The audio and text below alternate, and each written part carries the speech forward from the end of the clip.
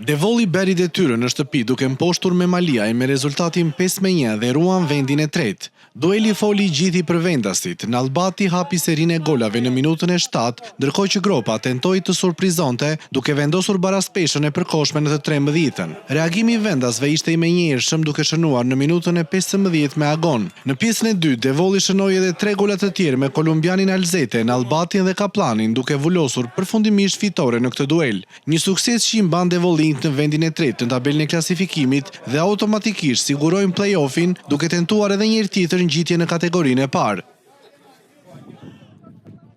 Shkumbini ka pasur shansin e fundit për të larguar zonës së ftohtë dhe ka shfrytzuar mjaft mirë, teksa përballë ka pasur një kundërshtar direkt si Maliqi. Pjesa e parë ka folur e gjitha për Peqinasit që kryesuan me golin e Pizarros. E dyta, ndonse është dominuar nga Shkumbini në qarkullimin e topit, ka prodhuar pak raste para portës së Almeidës.